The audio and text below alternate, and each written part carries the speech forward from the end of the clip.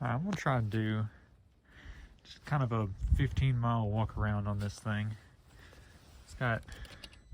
Picked it up yesterday, bought it brand new, did the ship in Oklahoma, but 18.9 miles as of driving it back to camp.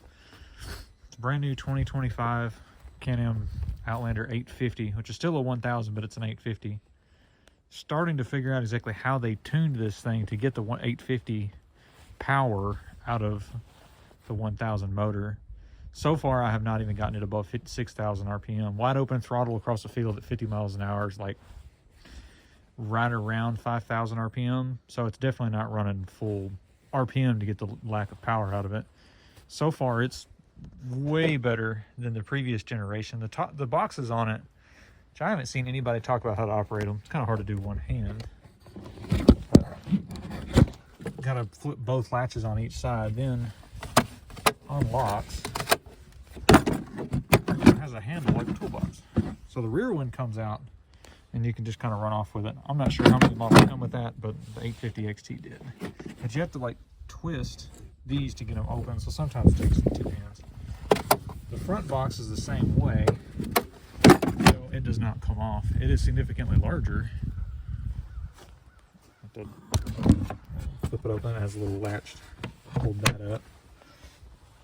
So it's rather large. I mean, you stuff a full-size jacket and other stuff. It's got little drains in it too, so you can drain it out. Get water and mud inside of it. They're not. This one's more watertight than the back, though. It does have. I see it right there. There's a seam in it right there, so it's definitely not watertight. And as far as comparing it to the 2020, I used to have the footwells are way sturdier, having an actual tube that runs all the way across and a tube frame underneath the floorboards. Makes a world of difference on stiffness. All this stuff is properly bolted in everywhere, so it's a lot easier to see that that's not going to fall off. Tail lights on my 2020 used to fall off every now and then. These, I mean, I'm pulling on it, they don't move at all, which is definitely an upgrade. Of course, I took the goofy reflectors off that were bolted on the bottom on each side. Then of course it has a license plate bracket that literally hangs down in front of the exhaust, blocking the exhaust, so that's going to burn the license plate if it had one. One of the major improvements also they did, there's no battery under the seat. Battery is on the opposite side, underneath right there, inside that box. One spark plug's easy to get to, coil pack and such is right there. You got a jump spot where you can jump start it. You got the grounds on that side. You know, you have a phone holder, and it also shows 850 is 999 cc's. Works good. iPhone, I think I have a 15. Fits in there tightly, doesn't move around at all. You have these little latches, you pop that up, and this just kind of unclips. And that's way better than the old four-wheelers. They still screwed up and put the damn oil filter back here, so you're probably going to have to pull the footwell off to get that off. The 24 and older, you didn't quite have to. You just had to stuff your hand in there to get to it. The shifter on this thing is light years better too. You can actually, one finger, pull it into any gear you want and not have to rock the thing back and forth and fight with it.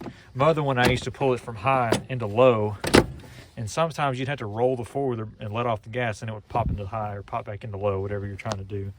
It was kind of a struggle sometimes. And on the belt drive side of everything, pop the cover off. You can actually get that belt cover off, as best I can tell. Haven't tried it yet.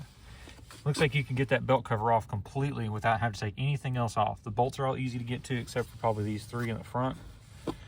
Drains right there, easy to get to. All of it should hold up pretty well. We'll see how long those motor mounts last. I know that's an issue on the older, or the 700s and 500 size machines. But everything else on this is way better built. I mean, comparing it to a Polaris, they actually give you a place to mount everything down. There's proper zip tie mounts. The wires are actually separated from the battery, because this is battery cable going to the winch to operate the winch. Now this one does come with the factory Can-Am winch. Seems like it's okay, but the one complaint I do have, that just feels flimsy as shit. It's not even mounted down very well. The screw's not even moving. The whole plastic thing is just wiggling everywhere. That's just a nitpicky thing. There's a lot of things that are better about this than the older models, but you could always find something to nitpick. Like, you know, brand new four-wheeler, you shouldn't be able to just pull these off. Oh, that one doesn't come off that easily. One of these other ones fell off earlier today because it's just not mounted that well. Yeah, that shouldn't be happening on some with 18 miles. But yeah, it is what it is. Those always end up falling off on every machine I've had. The only thing they haven't fallen off of is the Expedition. But those are protected by the lug nuts so they don't get hit by anything. These tires seem to work all right. I mean, they're just stock tires. There's nothing special about them. They're the same Chinese tires that they're making for everything anymore. Every cheaper side-by-side all has this same stamp on it for whoever's making those tires now. Other than that, everything works pretty good. I do not care for the electronic engine braking. I much preferred how the older ones were, because this one does way too much hunting for whatever it's trying to do. If you let off the gas, the older models, it just shut the throttle down, it would coast. This thing, it goes and it speeds up, and it goes and it speeds up. It's just too much going on with that. I wish they never did that. Some people don't like engine braking, but then you just learn how to operate the throttle, get as much engine brake as you want instead of trying to find whatever that's doing. It's kind of annoying. And I do like the fact that they moved these switches, but they did that a couple years ago on the older machines. My 2020 had a switch right here, and it always got knocked off. You lifted up your jacket, would pull the clip off of it, or something's always goofy going on there. They did a whole new integrated switch for the winch controls, and this just feels cheap and flimsy to me. That's the high and low beam. Then you have to press and hold this down to get the lights to actually turn off. Otherwise, it will sit there. I don't know if it'll show up on there. It won't. That all seems to work all right. The brakes work fine. The hand guards are way better than they used to be on the older ones. They didn't really mount very well on the older models. The dealership mounted these crooked, and I'm going to have to fix that later. I noticed it when I was riding earlier. But other than that, I really have no complaints with it. It is significantly quieter than the previous models, to the point to where I could hear the people on stock machines behind me's exhaust over the exhaust on this while driving. And it's definitely a much different tone. The muffler on this thing is massive. The exhaust pipe is massive. So they definitely put a lot of effort into it. Even though it hasn't been very hot, it was in the mid 70s yesterday when I first rode it. You could touch the exhaust and they were literally like room temperature to all these plastics around the engine. It was not hot at all. They did a lot better shielding. The shielding on the old ones would rattle all the time, packed full of mud. Only time will tell how long all this is going to last. At least this is easy enough to replace if you wanted to. And these are decently thick shields. They're not anything to write home about, but they're pretty good. A lot better than some of the older stuff was. And all these panels go on pretty easily and latch back into place. The seat holds it all down, so you can't really knock them off if you're with the seat on it. I mean, that's all it takes to pop them back on. And that's it. Throw the seat back on. One of the other good improvements they did on these, of course, the XMRs and all that are going to be a little different because you have radiator stuff up here that's not here on this one. Two little turn knobs, turn those.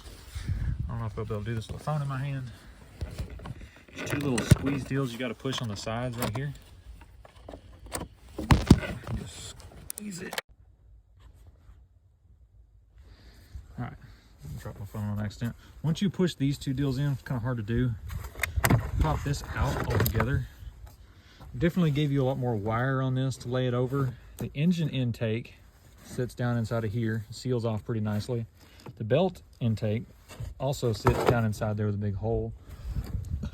Air filter design on this is, I mean, significantly better than the older models. Older models have a lot of issues with the lids falling off and just not sealing real well. This one has a decent lid, and this lid is stout. Clips into the back. If I can, it sits down in there quite nicely. Pull that out. The air filter comes out of there straight up. And the filter's massive, and it's a good paper air filter, which is I always prefer. Cotton filters, foam filters I don't like on stuff like this. But everything else is pretty easy to access. Fuses and whatnot are really easy to get to. And apparently, after digging into it, I figured this out. So you have USB-C phone cord right here, right? That runs over and literally just plugs into this. Like, that looks like a damned afterthought. Somebody definitely was like, yeah, fuck it, close enough. I mean, it's, whatever. I mean, if you don't have a phone with a USB-C connection, it's kind of useless, but most phones do, I guess, these days.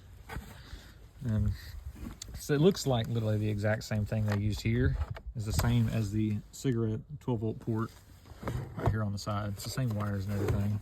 I'm sure they're probably interchangeable to an extent. And of course, you can see how all the switches are mounted on the bottom there. And everything's routed half decently. I don't really see any issues with any of this. You know, it'll be a much better improvement to the older four-wheelers. Only time will tell. I'm sure there's going to be other kinds of issues that these things have as they age. Of course, this is one of the very first ones I could find. And once I found it, I decided I had to have it, so I went and got one.